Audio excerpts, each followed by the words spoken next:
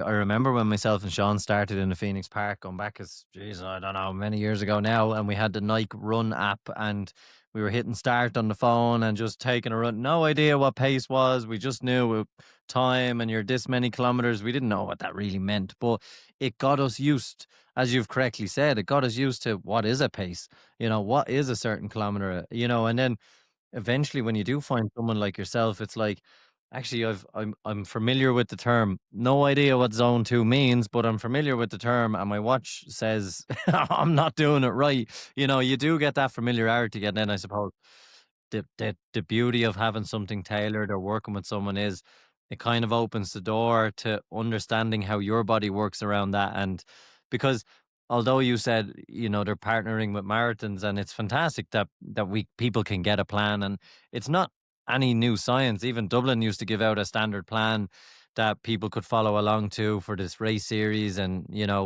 it was a certain amount of runs a week, and it's not reinventing the wheel, I suppose, but it's the personal Yeah. touch and the experience that you just won't be able to compete with. Yeah, like I've often said this. I say to people, if you get a plan, whatever you get it online or you get it from a coach, if you can't understand the plan, it's probably not the plan for you.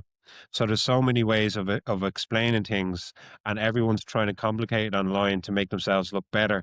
So I'd always explain things in layman's terms so people can like understand what is PMP. It's predicted marathon pace.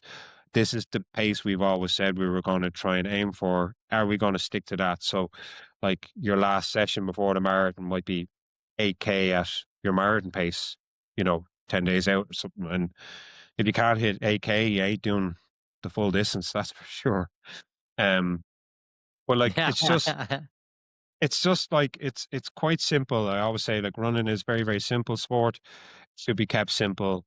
Like there's different levels, and obviously, you'll have people that go down the route of you know, getting their bloods done, and what is their LT1, LT2, all these threshold terms, but essentially it's running for an hour that you could run steady for an hour and you can't run any longer. Um, but yeah, I think I've kind of gone off track here a little bit, but what else were we saying about running? I was just, I suppose it's the one size fits all. It's for the most part. I know they add in AI and predictive runs, and even Garmin on the new watches will give recommendations based on your previous efforts, what you should do today. And I've been proving my watch wrong for the last few weeks because it's told me to stay in bed. But it's when you link in with elements of experience and elements of knowing what you can do and when to push and when not to push, and when you don't have that experience, working with a coach as you move into, for a lot of people, into this post marathon phase, like you said, there's probably elation, there's probably tears. Everyone wells up on the finish line or on the carpet of a marathon, and for many different reasons. And then it's what do I do? So a lot of people are either going to go, I want to go longer, I want to go faster, and I don't think you're going to get that from an app. It may get you through your first, and 100% Yeah, you yeah, you yeah, you may yeah. get I around, mean, but yeah, you'll hear so many different types of advice in terms of like, what should you do post marathon? How long should you take off? When should you do your next race? And it really, like I said, it really varies on the type of runner that you are. Like some people like the idea of training for a marathon for 3 or 4 months of their life, and then they like to take 3 months off. That's fine. Like, but then there's also the element like you guys touched on earlier is like you're at your peak fitness, and like you don't want to waste all that fitness.